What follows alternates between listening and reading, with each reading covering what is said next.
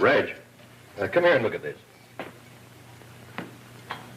Why, it's functioning splendidly. That dog's heart hasn't missed a beat in 189 days. And just think what this will mean to humanity. If we can revive in the human anatomy hearts which have stopped functioning. And I'm certain we can. Oh, don't you think you'd better run along now? You haven't much time to dress for your brother's dinner. Aren't you coming with me? I'll be along shortly. I have a few things to attend to first. All right. Mr. Philip Bennett to see you, Dr. Clark. Oh, have him come in. Hello, Phil. Hello, Reg. Still puttering around with those artificial organs, huh? Why don't you save living ones instead of giving life to dead ones? Not half as fascinating. How are you, Philip?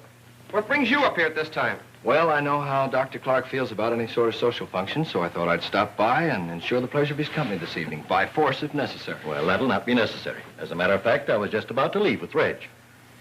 I wish I weren't so squeamish. I could be working here right now with the great Dr. Clark. What's wrong with being third vice president of Dad's bank? Oh, just a sinecure, that's all. I'd give anything to be doing the kind of work you're doing, experimenting with the unknown. Well, perhaps you should have finished your medical course. Who, him? You should have seen him the first time he walked into a dissecting room. He knocked 6 students over in his haste to get out. Can't stand the sight of blood. Does something to me inside. Just a softie. A rather commendable trait. Shall we go? All right. I'll drop you off at the apartment, give you a chance to change into your dinner clothes. Oh, I knew there was a catch to it.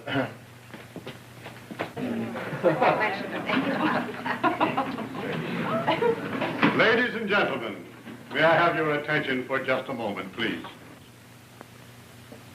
It gives me extreme pleasure to announce the engagement of Miss Louise Hammond to my son, Philip. Congratulations, Phil. Congratulations.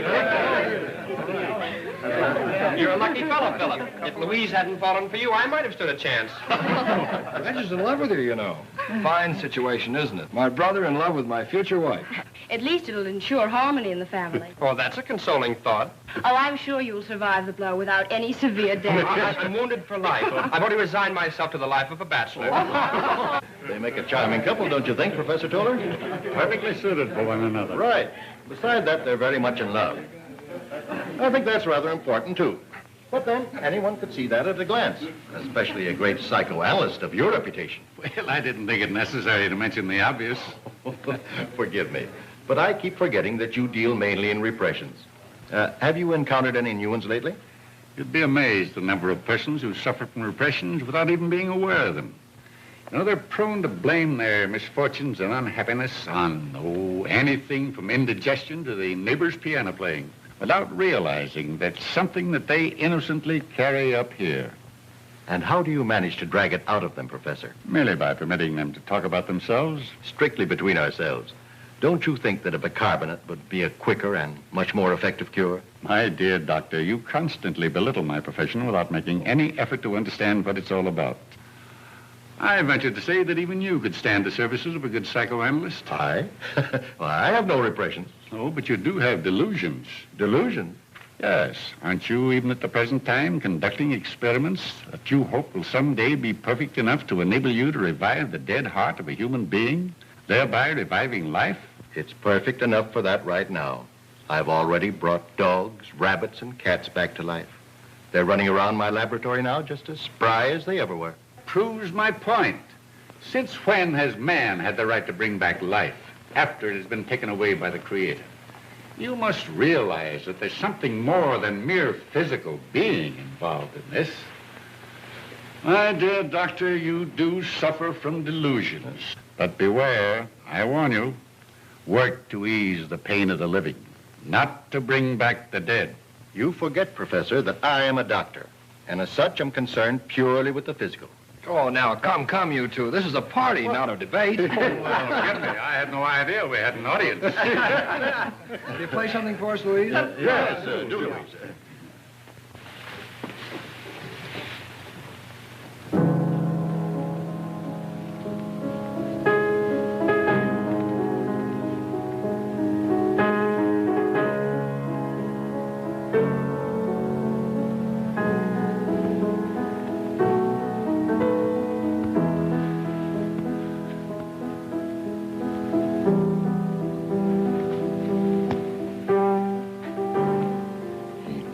At midnight.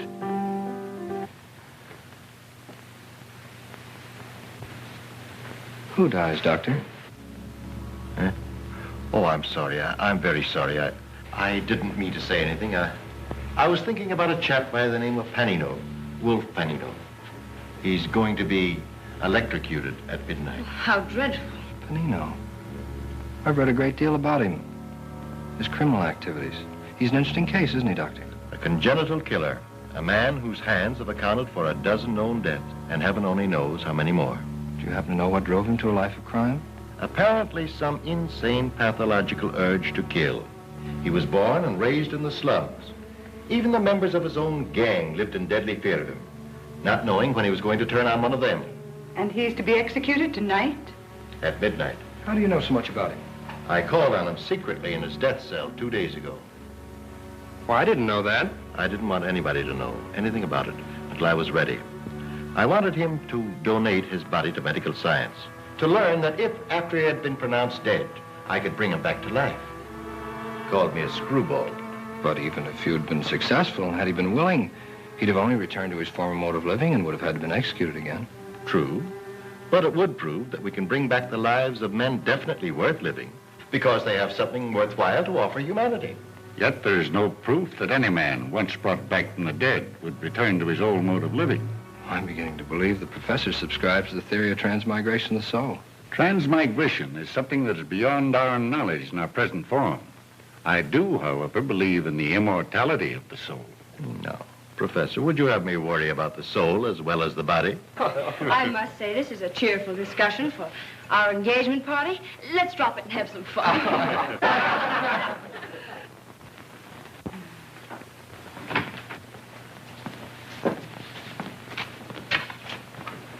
Hello, Zero. Boy, thought you'd be asleep by now. I can see where you're going to spoil him terribly. Oh, don't worry about that. We're great pals. We understand each other thoroughly, don't we, huh? I guess it's time your Aunt Margaret took herself off to bed. Now, don't stay up too late, you two. No, I've got to leave right away. I've got an early appointment in the morning. Good night, darling. Good night, Aunt Margaret. Good night. Good night. Come on, Zero. Happy? Mm-hmm. Gee, I hate to leave. I never seem to get enough of you. I'll remind you of that after we're married. This is one love that marriage won't cure.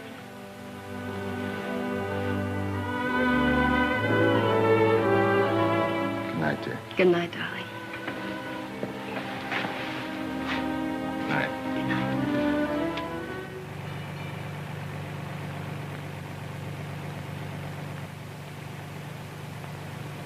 A special news bulletin from the state capitol. Governor Mason has refused the plea of Wolf Panino's attorneys for a last-minute reprieve, and the killer will be executed at midnight tonight. Well, it seems we're always the last ones to leave. Yes, I'm afraid we've outworn our welcome. Nonsense. You two are my dearest friends. You know, you're welcome here anytime. I don't know of anything more interesting than your constant discussions.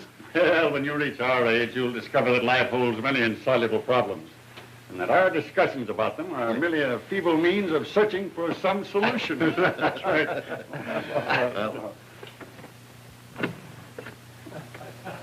Good night. Good night.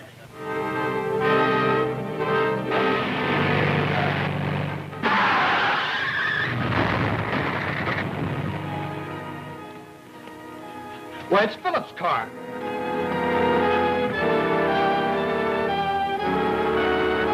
Reg, get your medical kit.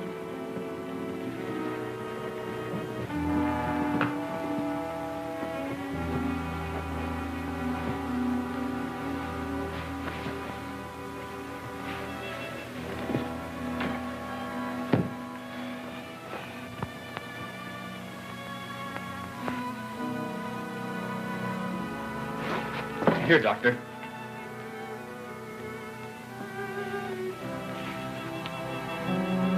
That'll not be of any use now. Shock killed him instant. What? It can't be. It's impossible.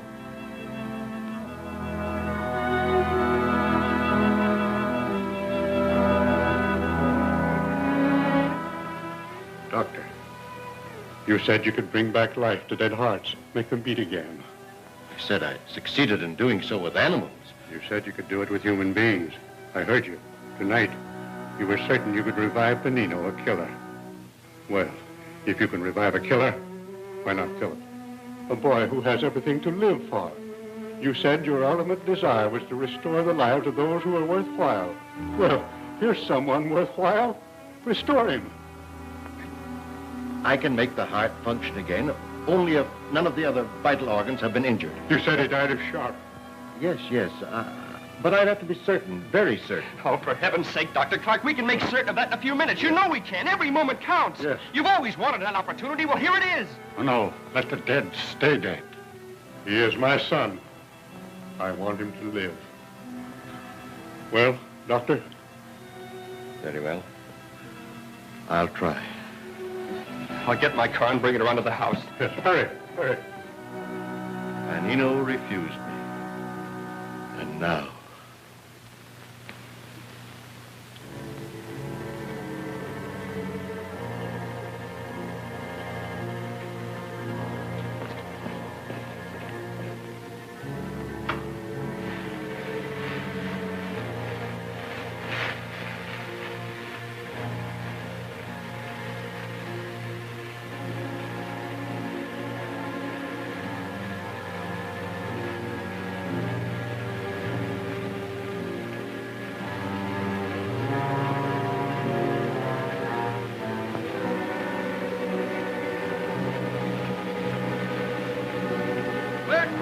Read all about it. Panino going to chair at midnight.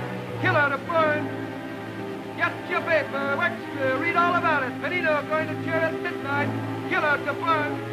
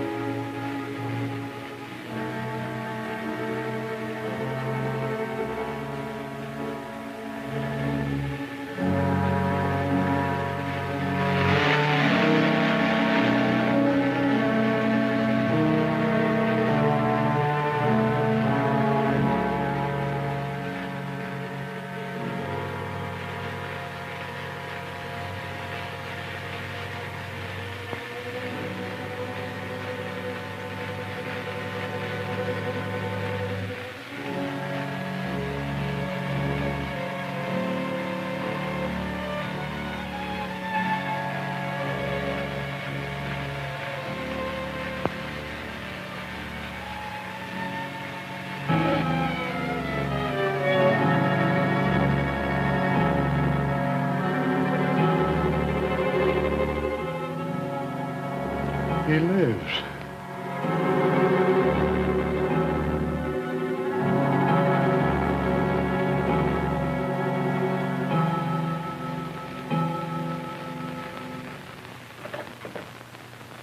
How do you do, Professor Toller? Is Mr. Bennett in? He's in the drawing room, sir. Oh, all right. Thank you, sir. Well, how are you, Hobart? Hello, Red. Hello, Professor. Sit down. How is he today? It's no change at all. You know, it's been 5 days since this happened. And, you know, I can't understand it. Louise is with him now. Dr. Clark took her into him. Did he recognize Louise? Did she arouse any memories? He acted the same with her as he did with us. It's as if he'd never seen her before. She had to be introduced. He remembered nothing? We had to tell him she was his fiancée. Does she know the reason?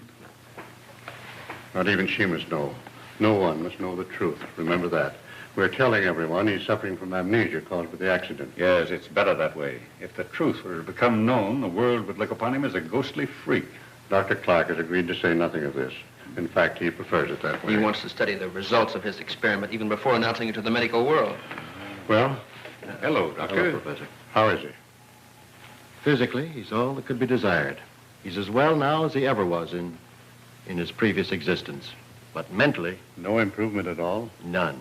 His mind seems to be engulfed in a mist which is impenetrable. Well, perhaps it's only a question of time until something occurs that will recall him to himself. Perhaps. But in the meantime, it's frightening. Why don't you speak with him? Maybe if you were to probe at his subconscious memory, you could get him to... Why, I'd be delighted if there's no objection. Oh, none at all. We must try every means. But remember, he won't recognize you. Oh, I understand that, Doctor. It was the first time we'd met. You asked for an introduction. We danced together all evening. You insisted on walking home with me, and we walked all the way in the snow. You said you didn't mind the snow or the cold or anything as long as I was beside you. Do you remember? Don't you remember? Don't you?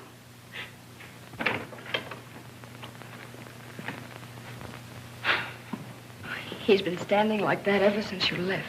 I want Professor Toller to talk to him alone. I understand.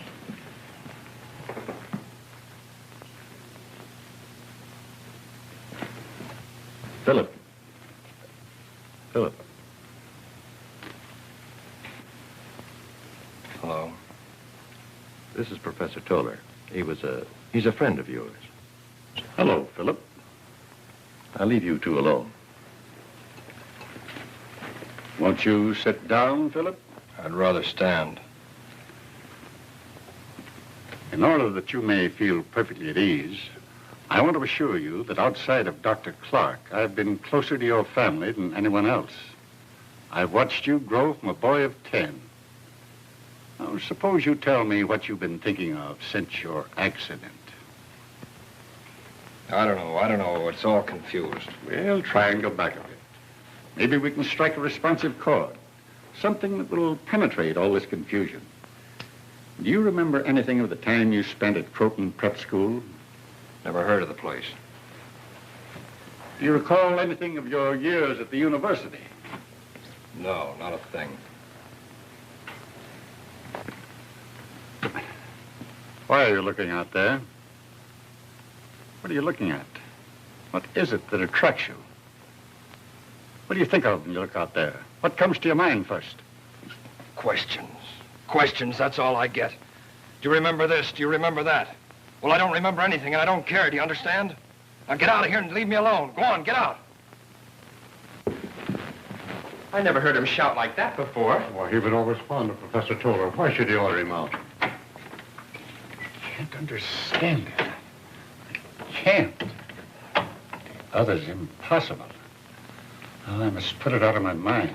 What's impossible, Professor? What? Nothing. I was just thinking out loud. Do you think he'll recover soon? People do get over amnesia, don't they? Amnesia? Oh, yes, it is amnesia in a way. But don't worry, my dear. It's only a question of time.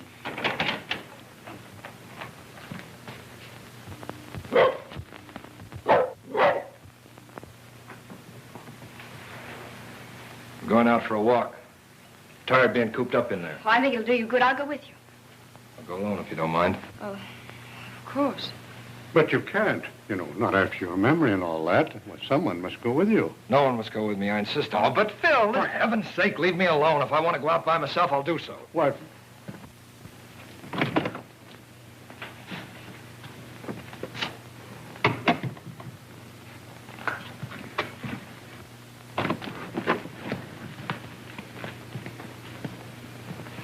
Just as I thought. The same direction that he was looking out of the window. he's hailing a cab.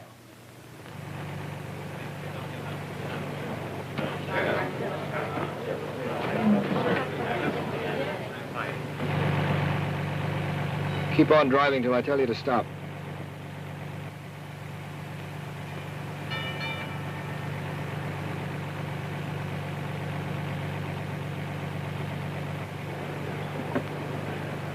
Pull up over here, driver.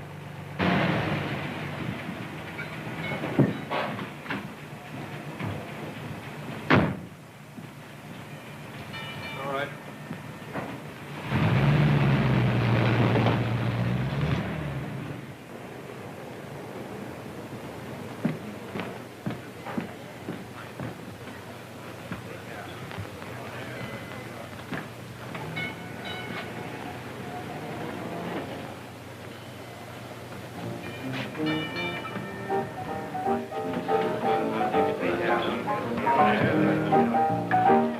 Hey, since when you been getting the carriage straight?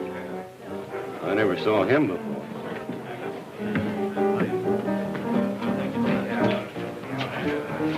Do you want anything? Yeah, bourbon.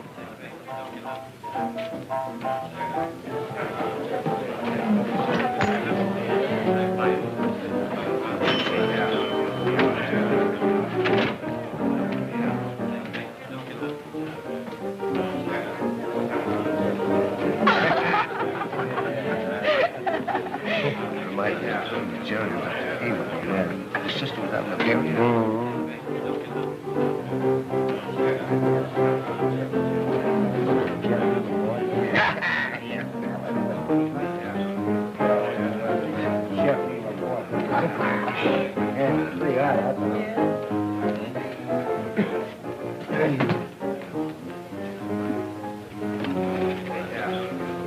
Hey, what's the big idea? Scram out of here. We're old friends. We'd like to be left alone. All right, boys.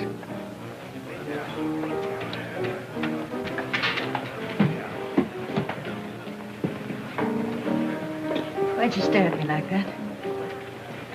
I don't know. Felt I had to talk to you. Well, I guess I ought to feel complimented, especially coming from a man of your sort. My sort? Anybody could tell by just looking at you and hearing you talk that you don't belong in a dump like this. What did you come here for? Maybe I came here to meet you. You sure know how to hand it out, don't you? What's your name, anyway? My name's Philip Brown. You could have said Jones. Yes, I could have, but I happened to think of Brown first. Live around here? Yeah, just around the corner. My name's Helen Lengel, and it's no phony. Not married, are you? Are you taking the census around here? No, just curious. Well, I met a lot of funny ducks in my day, but you sure take the cake. Maybe you might be interested to know that I was sort of engaged until a few days ago. Yeah, to Wolf Panino. What happened? He walk out on you? Say, don't you read the papers? He was burned. Sent to the chair. They called him a killer. What a very nice guy to have as a husband. Oh, I don't know. Treated me nice enough. Of course, sometimes I think he talked about getting married just to make me feel good. You know, respectable. Kind of fond of him, huh? Yeah, I was. But, well, here I am back in circulation again. Must get kind of lonely at times. I'd like to see you often. Kind of sudden, ain't it? No, I don't think so. You know, I feel as though I've known you for a long time. As if we were friends. Old friends. Strange, isn't it? Yeah. That's funny. I feel the same way about you. Come back. Hi, Bill. Hi, Gippy. Well, Helen. Hello, Gippy.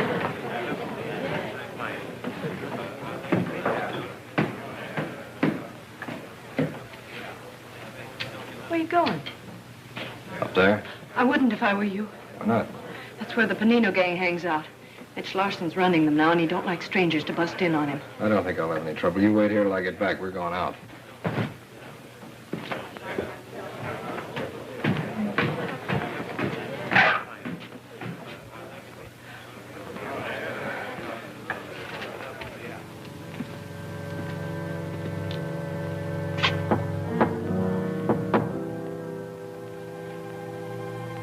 Who can that be? Maybe a cop. Sporady would have tipped us off. Besides, that's the signal. Open it.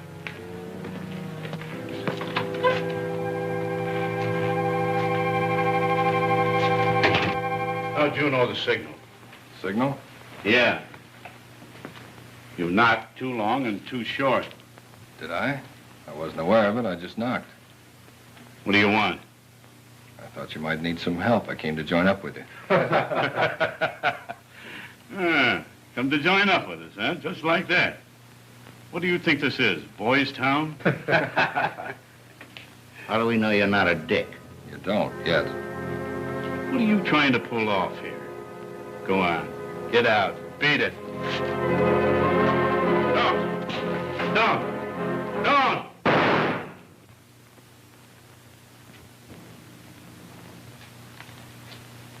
I don't like to be pushed around. And another thing. I don't take orders, I give them.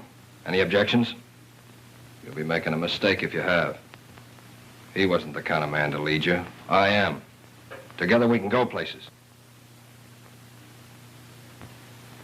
Say, I'm Gimpy. You weren't getting anywhere with Mitch anyways. What do you say, boys? Mitch wasn't for us. That's Jess.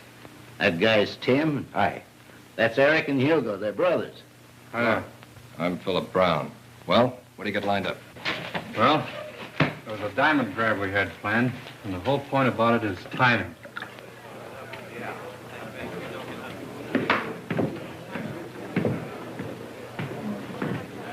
Well, what do you know about that? I thought Mitch would kill you. I was just waiting here to find out one way or the other. It's the other. There's no more Mitch. Are you kidding? I'm heading them now, just like your old friend Panino. You're what? Mm-hmm. Say, just who are you, anyway? I told you. Yeah, I know, Philip Brown. Well, whoever you are, Mr. Brown, you sure got what it takes. I got what it takes where you're concerned. Suppose you find out for yourself. I will. Come on, let's get out of here.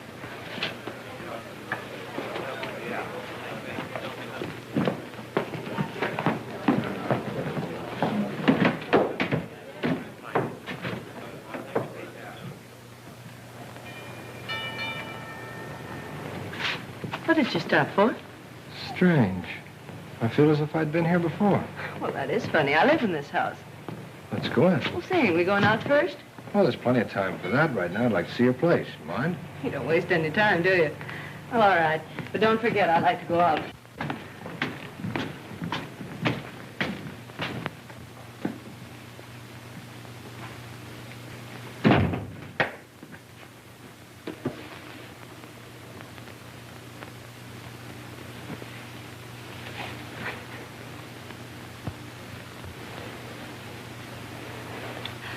Phew, just like Panino.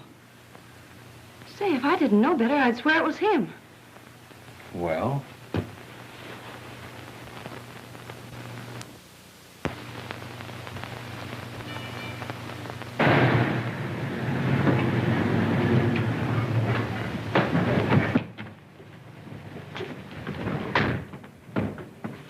Sit there and keep it running.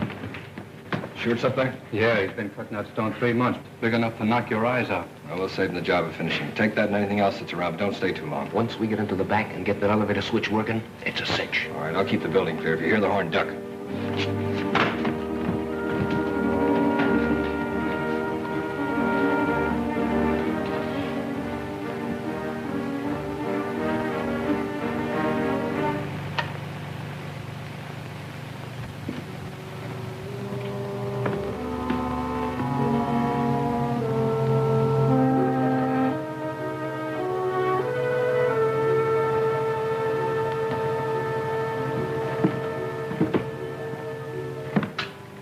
Officer? Sure. You must have been working late tonight. Yeah, just on our way home.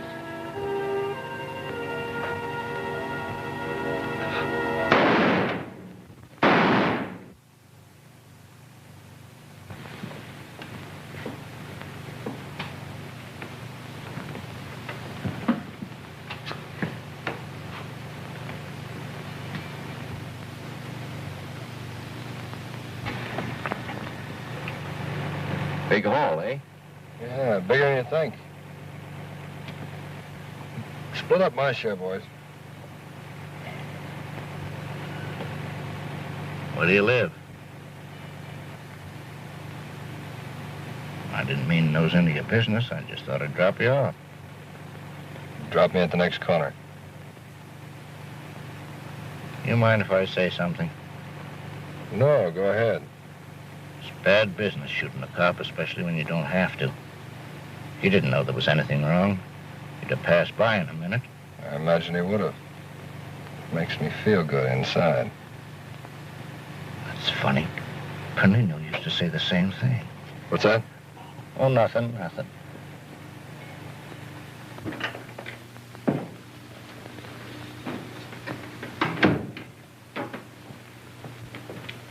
Philip! We've been waiting for you. Where have you been? Does it matter?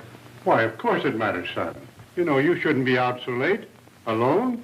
Not since your accident. Oh, Phil, can't you see we're concerned about you? We were almost going to send the police out to look for you. Where did you go? I wish you two would mind your own business. I'm fed up with having everybody cluck over me like a bunch of old hens. If I want to go out and stay out, I'll do so.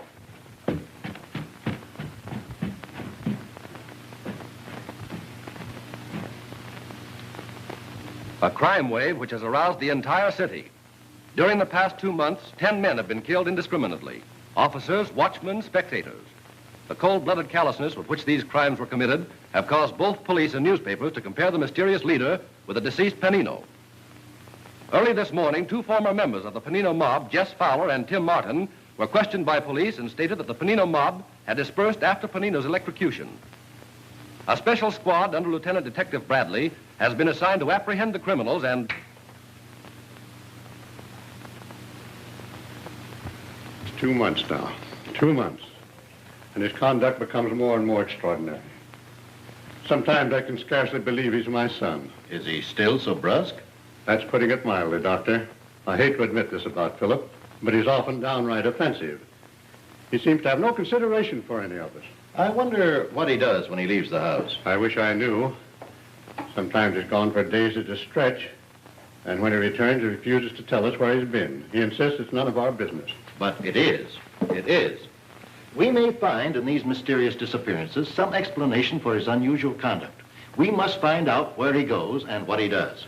Doctor, is there any earthly reason why Philip shouldn't recollect something of his past? I'm frank to admit that I'm completely mystified by it. Surely Professor Toller must have some idea of the cause of Philip's strange behavior. I've asked him repeatedly. Yes? Well, it may be only my imagination, but it seems to me that every time I question him, he seems to be ill at ease and refuses to give me his opinion. Why? Well, I've no idea. As I've said, it may be only my imagination. However, he was most anxious to hear all about Philip and made me promise to keep him informed about his conduct in the future. Hello there. Hello, hello. Hello. How was the shopping tour? Wonderful. Terrible. Take my advice, Dr. Clark. Never go shopping with a woman. They ask your advice about one thing and then turn right around and buy something else. Where's Philip? In the library. Is there any change? No, dear. I'll go in and talk to him. I've been meaning to ask you this. It's about the plans for our marriage. You see, Philip doesn't remember anything about it, and Oh, but of course, if you think it would be best to be married as we had planned, why, Louise, tell me, do you still love him? Well, I think I do, only he's so different. He doesn't seem to be the same Philip I knew. Then I think we should wait until he's fully recovered. Yes, that would be advisable.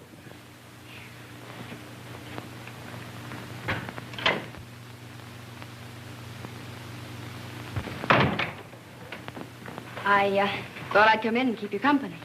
Nice of you. I wondered where you...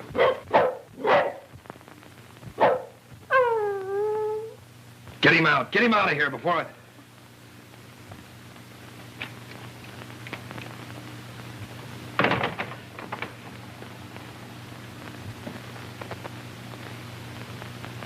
I'm sorry, but that dog, it bothers me. I didn't mean to explode. Oh, it rather startled me, too. Please, sit down.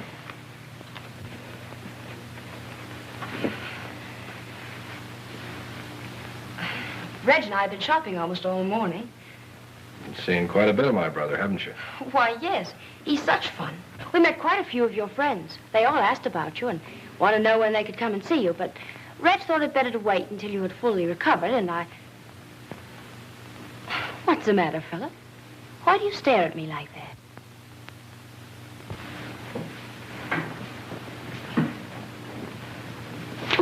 Philip, please. What's the matter? Well... You said we were engaged, that you were in love with me. Yes, but... Well, are you afraid of me? Oh, don't, Philip. Philip, please. Philip, let me go, please. Well, what is it? What happened? Nothing yet. Maybe that'll teach you to mind your own business. Philip, how could you? Oh, Reg. I tell you, that guy gives me the creeps. I'd give my right arm to know who he is.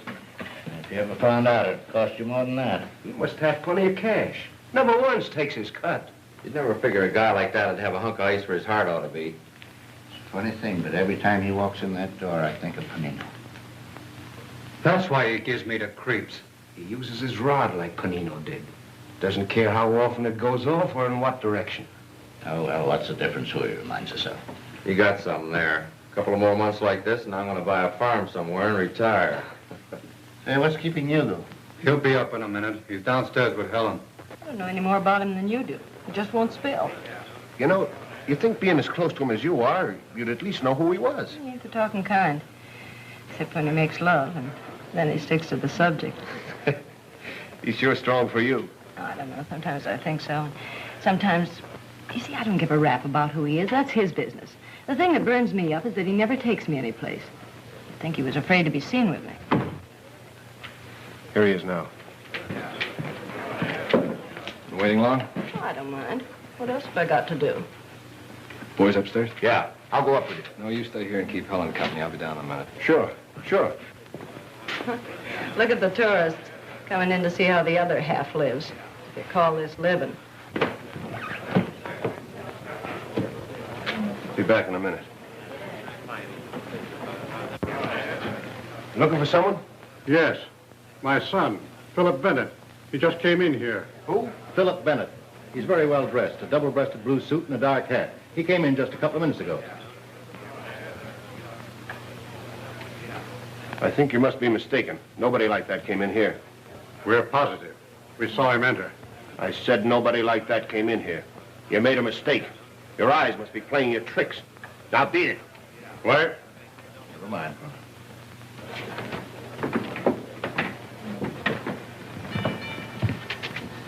He'll have to come out sometime. Let's wait in that doorway.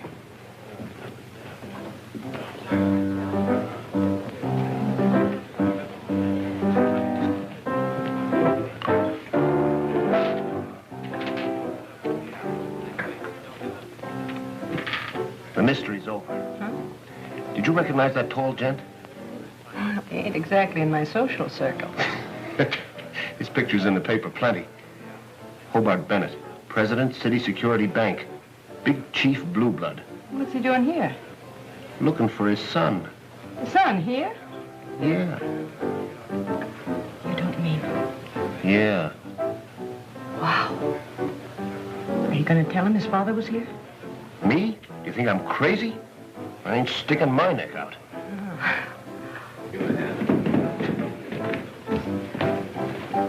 All right, let's go. See you later, Hugo. Yeah.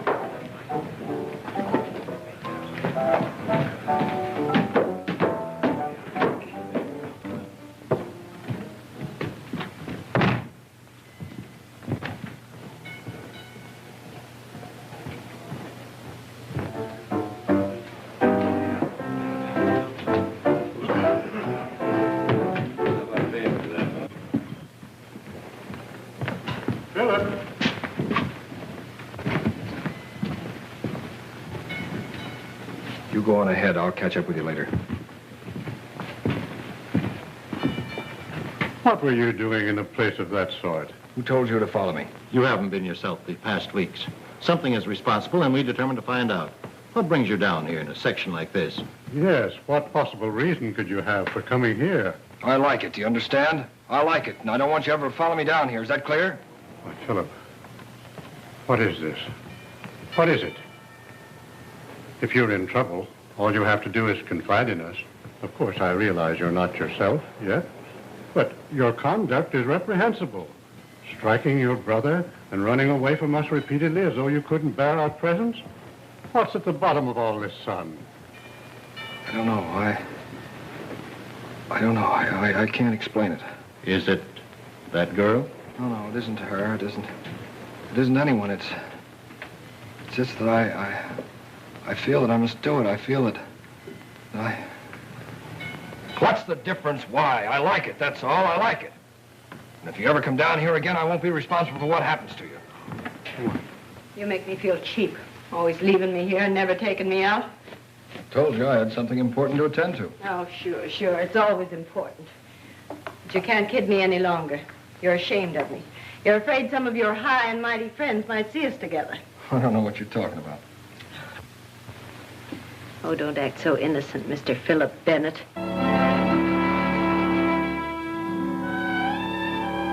What name did you say?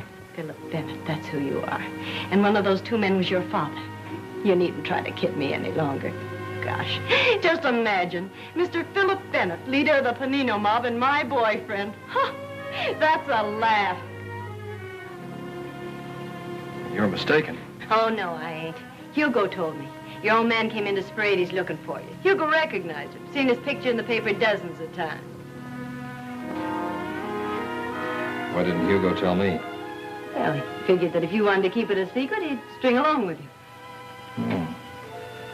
see. Of course, I wouldn't tell anybody. You know you can trust me, don't you, Phil? Sure, of course. And just to prove that I'm not ashamed of you, I'm going to take you out.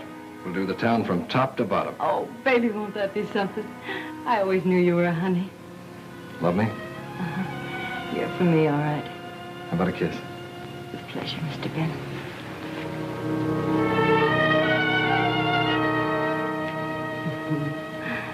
I really go for you, Phil. I really do. More than I ever went for anybody before. Phil, not so tight. Your hands. You're choking me. I know.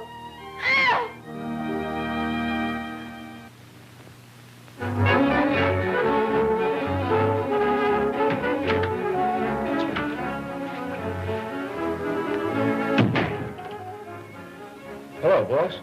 Where's Eric? Oh, down the street getting some sandwiches. Why don't you stick around and have a bite with us?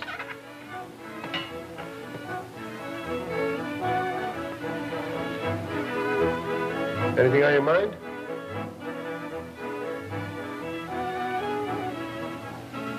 Yes. Why didn't you tell me my father was asking for me? Now, wait a minute, boss. I didn't tell anybody. You told Helen? Yeah, but she was with me when he came in. I didn't tell nobody else. I swear by all that's holy I didn't. On my mother's grave, I swear it. Nobody'll know, not even Eric. Don't, boss. Don't!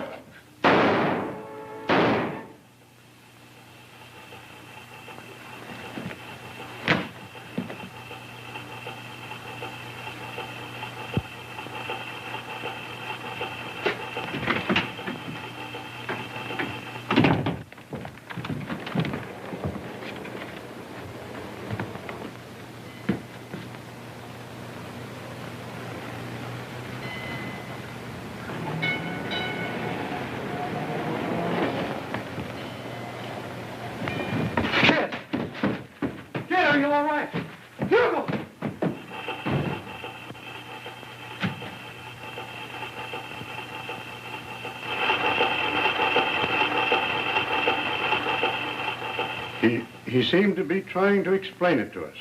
It lasted for only a moment, and then he shouted at us to leave him alone. And even threatened us if we attempted to follow him again. Surely, Professor, by this time you must have some opinion regarding the cause of such a complete transformation. Yes, I have formed an opinion. A hypothetical one, purely. Yet one so fantastic, so inconceivable, I hesitate to tell it to you. You must. This is no time to spare our feelings. If there's some strange influence behind all this, I think we should know about it. Very well, then. Ever since I first met Philip after his new life, I've been poring over these. And what has this to do with Philip? They all dwell at great length on one subject in common, namely transmigration of the soul.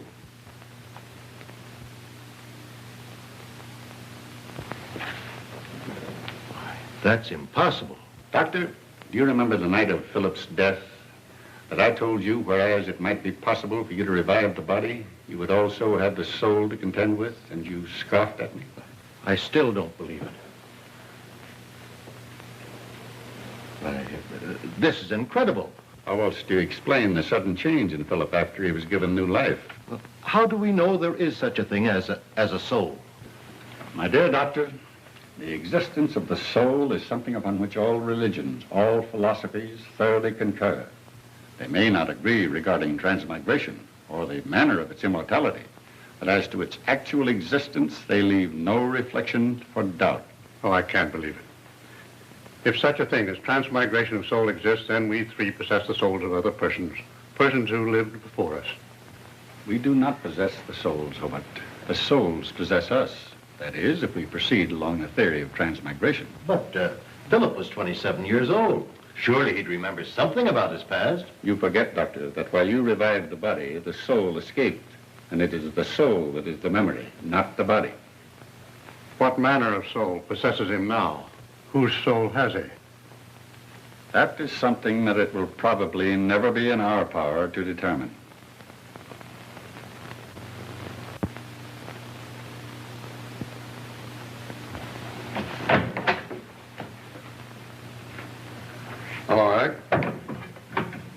Never thought you'd be calling to see me of your own accord. Too bad about your brother. Yeah. Nice funeral they gave him. Anybody be proud of that? Yeah. Well, come on, spill it. What's on your mind? I want you to get the guy that killed Hugo. Now, don't tell me you want us to find out who he is. No, I know who he is. That's why I'm here. Are you getting soft? I thought you boys always took care of those little matters between yourselves. We usually do. But this is different. I got my reasons. You remember that Helen Lengel was killed on the same day as my brother? Well, the same guy did it. You interested? Go on. Maybe you'd be more interested if you knew it's the same guy you've been hunting for weeks. The one that's behind all these robberies and killings. Sit down. What's this fella's name? Don't laugh when I tell you. I don't see anything funny about this. Well? Philip Bennett. Never heard of him. The society boy. His father's Hobart Bennett, the banker. That Philip Bennett? Oh, you're crazy. I told you not to laugh. Look, if this is a game, I don't get it, and believe me, I don't appreciate it either. Do you see a grin on my puss? I'm giving it to you straight. He's heading a Panino mob. Tell me what you know. He walked in on us a week after Panino got burned. Knocked off Mitch Lawson and took over. Told us his name was Philip Brown. What'd he knock Mitch off for? He don't need no reason to knock anybody off. Real bad, huh? You ought to know. He gives us all the willies. Works just like Panino did. What makes you so sure he's Philip Bennett? Hugo recognized his old man when he came around Sporadies looking for him. Hugo told Helen. That's how come they both got it at the same time. You still got your good health? He didn't know that Hugo told me, too. Or else I wouldn't be sitting here. How come you didn't take care of him yourself? Too easy. This way his whole family pays. I'd feel a lot better. Why should a young society boy like Philip Bennett be mixed up with your sort? That's the one thing I can't figure out. Maybe it's thrills, I don't know. Some of those guys will screw you in a bat. Yeah, it don't make sense. Maybe he's too big for you to touch, huh? You know better than that. But what evidence have I got other than your word, which is nothing but the word of a gangster? I thought of that. That's why I waited till now. I just left him. Yeah? We're pulling a job tonight. And if you caught him actually at the works, you wouldn't need anything else, would you? No, that's all I'd need. And you'd take care of me. You know what I mean? Well, I'll do what I can. Miller's Warehouse, 8th Street, 11 o'clock.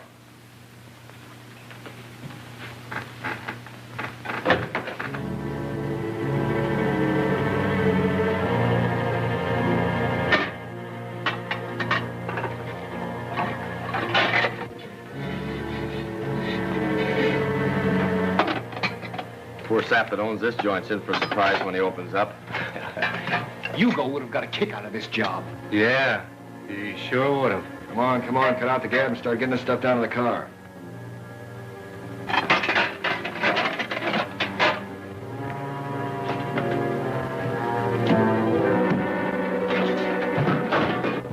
Cops are coming up.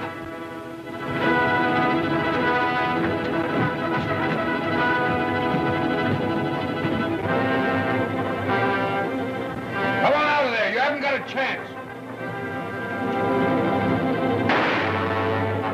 Pull that lock off.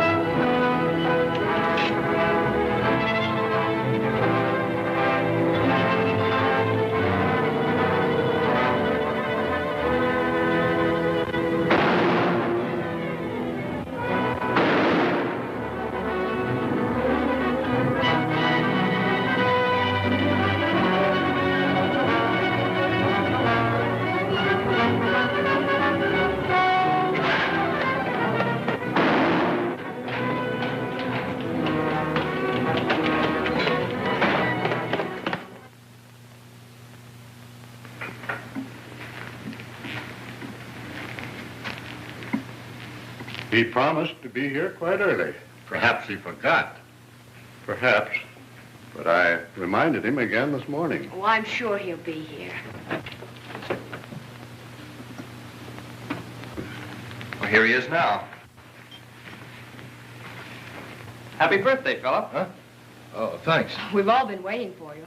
I'm sorry I'm so late. Well, I'm glad you remembered, son. I was beginning to fear we might have to celebrate your birthday without you. I got here as fast as I could. Yeah, you're all out of breath. Congratulations, Philip. Yes. Mine also. Thanks. I'll be down in a minute. I want to clean up a bit. Go right ahead, but don't be too long. I've had my eye on that cake all night. He did remember. Well, I'm glad he got here.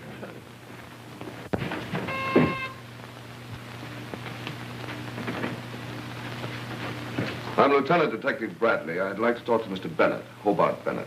Will you wait here, sir?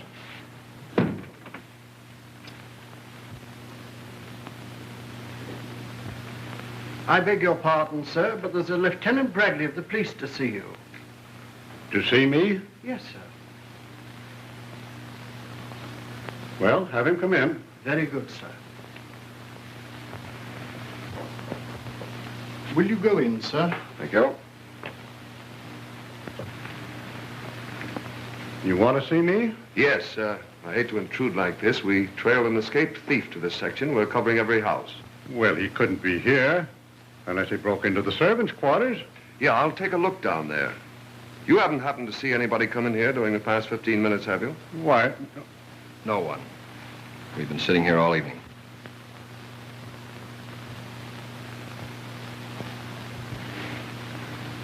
Oh, my eldest son. Philip, this is Lieutenant Bradley of the police. How are you, Lieutenant?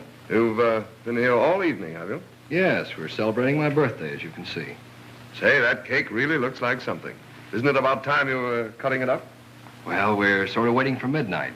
See, everything of importance sort of takes place at midnight. New days, new years, births, deaths. Why is that, Lieutenant? I don't know. Strikes me one time is about as good as another for births and deaths. I think the mystery story writers have over-publicized it. However, there's something intriguing about the term midnight. Well, just to show you we don't hold on to superstition, we'll cut it up right now. You'll stay and have some, of course. I don't know if I can. Well, maybe just a minute. Good.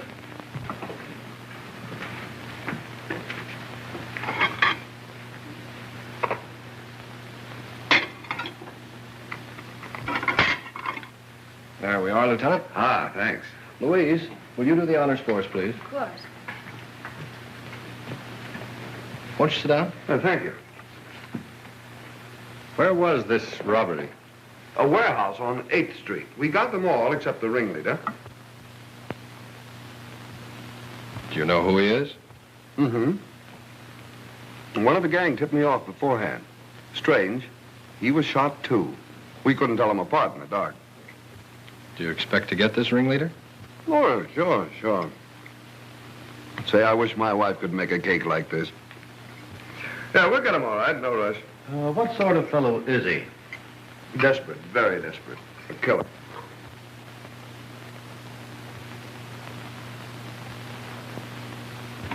Yeah, I've got to watch my diet. I can't eat this. Yes, this fellow's a real killer, all right. The funny thing about it is, he works just like Wolf Panino. And he's running the Panino mob. Odd, isn't it? Did you say Panino? Yes, you remember him, don't you? He went to the chair about 2 months ago. Doctor, that same night. What's the matter? Something wrong? Oh, no, just that we'd read about Panino in the papers. They had nothing on this new fellow. Oh, now that I think of it, he has the same first name that you have, Philip. Philip Brown. Probably not his right name. Probably a phony. Maybe you remember reading about that boy and girl that were killed down the east side last week. They found out his real name, so he killed them. Some relative innocently went down to the place, and that's what gave it away. Where was this place? Oh, you never heard of it. It's down in the slum section. A place called Sporades. Sporades.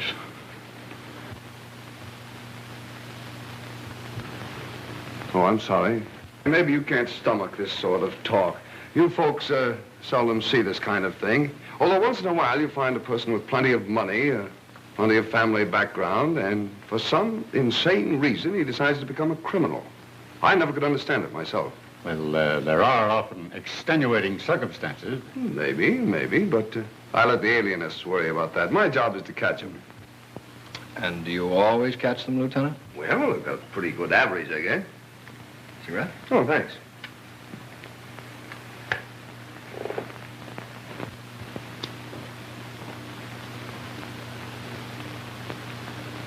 You, something stuck on your shoe. Oh, so there is. If I'd known that, I'd have changed them. Must be some mud. It looks like tar.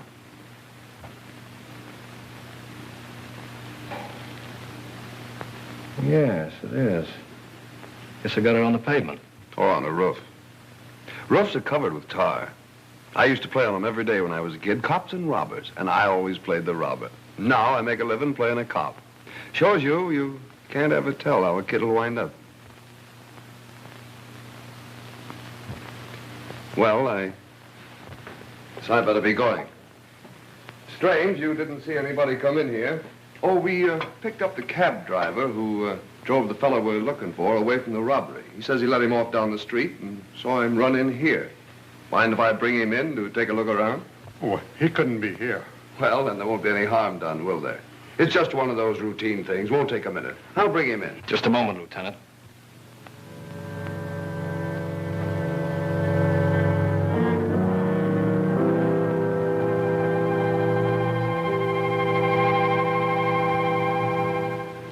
In case you didn't know it, the house is surrounded by police. I assumed that much. That's why I want you to help me. Help you? Yes. Go to the door and order them away. You and I will wait here for a while, and then we'll leave together, in case they don't obey. That would work all right, except, what if I refuse to order them away? You forget you told me the fellow you're looking for is desperate. Very desperate. Philip, you can't. You must. Oh, Philip, stop! Quiet! I haven't much patience, Lieutenant. Well, I haven't any alternative, have I? Yet I could just sit here and think it over for a moment, couldn't I? Yes, you could. But after a while, the police would become concerned about you and break in.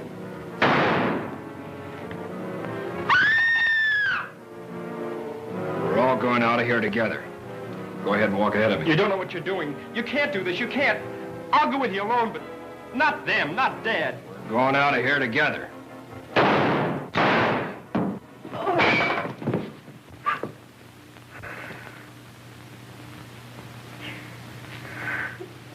I had to do it, even though he was your son. He wasn't my son. My son died 2 months ago.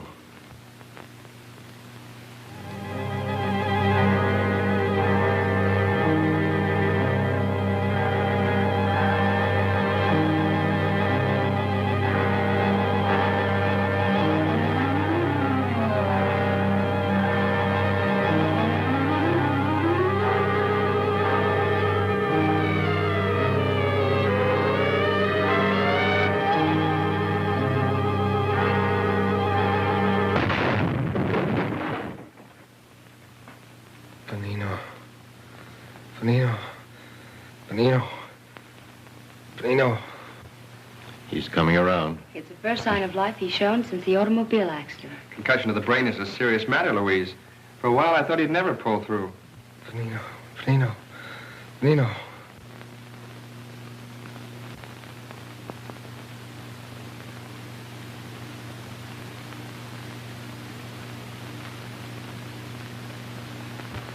Thank heaven he's coming out of his coma at last.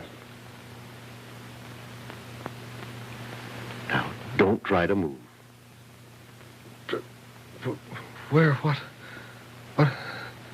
You've been in a coma for 4 days, ever since your accident. Darling, I'm so glad you're better. So glad. You'll never know how glad I am. A nightmare, a horrible nightmare. What is it, darling? Nothing at all.